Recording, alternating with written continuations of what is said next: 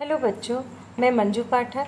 आज मैं आप लोगों को कारक प्रकरण के अंतर्गत करण कारक अर्थात तृतीय विभक्ति के बारे में बताऊंगी। इसका चिन्ह होता है करण कारक का से द्वारा। तो इसका करण कारक कहते किसको हैं? तो इसका सूत्र है साधक तमम करणम, अर्थात क्रिया संपादन में अत्यंत सहायक होने वाला करण कारक होता है। अर्थात करण कारक क्रिया संपादन में सबसे सहायक कारक होता है। इसका सामान्य प्रयोग जो होता है वो करणे तृतीया, अर्थात करण कारक में तृतीय विभक्ति होती है। जैसे सह मुखेन वदति, वह मुख से बोलता है, अर्थात से या द्वारा यहाँ पे इसका चिन्ह लगा है। अगर करण कारक का तो मुख में तृतीय विभक्ति का प्रयोग हुआ है। आप लोगों को करण कारक के विशेष प्रयोग के बारे में बताऊंगी। तो इसका सबसे पहला विशेष प्रयोग जो होता है वो है अनुक्ते कर्तरी तृतीया, अर्थात कर्मवाच्य और भाववाच्य में कर्ता में तृतीय विभक्ति होती है। जब वाक्य कर्मवाच्य हो या भाववाच्य का हो तो कर्ता में तृतीय विभक्ति लगती है। जैसे रामेण रावणम हतः, यहाँ कर्मवाच्य है तो कर्ता में तृतीय विभक्ति का प्रयोग हुआ है।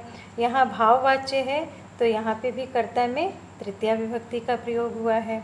अगला इसका नियम है सहार्थे तृतीया, अर्थात साथ अर्थ वाले शब्द जैसे कि सह, साकम, सार्धम, समम के योग में तृतीय विभक्ति होती है। ये शब्द जो होते हैं वो अव्यय होते हैं और ये शब्द जिन शब्दों के बाद लगते हैं उनमें तृतीय विभक्ति लगती है। जैसे सह मित्रेण सह गच्छति, अर्थात वह मित्र के साथ जाता है।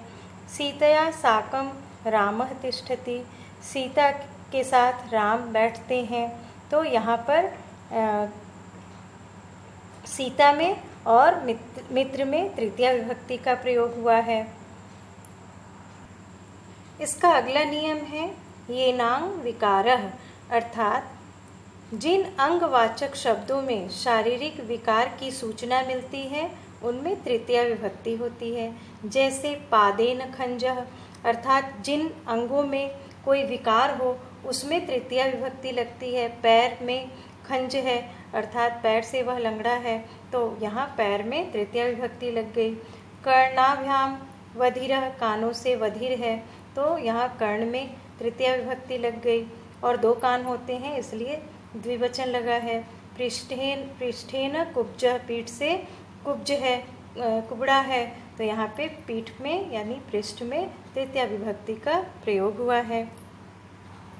इसका अगला नियम है अपवर्गे तृतीया, अर्थात कार्य समाप्ति या फल प्राप्ति को अपवर्ग कहते हैं।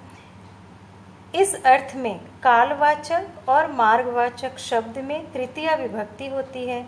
अब देखिए, जैसे कार्य समाप्ति, कोई कार्य अगर समाप्त हो जाए या फल की प्राप्ति हो जाए, हमें फल यानी कि कार्य का फल हमें प्राप्त हो जाए अपने कर्मों का, तो उसे हम अपवर्ग कहते हैं। और इस अर्थ में कालवाचक यानी समय और मार्गवाचक यानी मार्ग तो सभी को मालूम है, मार्ग किसे कहते हैं? रास्ता।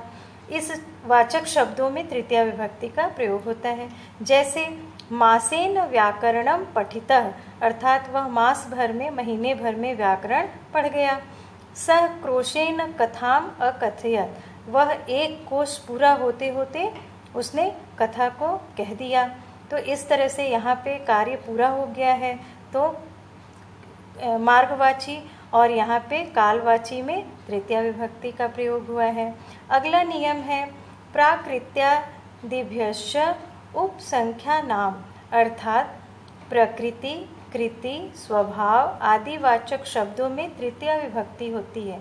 जैसे प्रकृत्या सरलः, वह प्रकृति से सरल है। नामना कृष्ण, वह नाम से ही कृष्ण है, अर्थात वह दिखने में भी कृष्ण अर्थात सांवला है और नाम से भी कृष्ण है।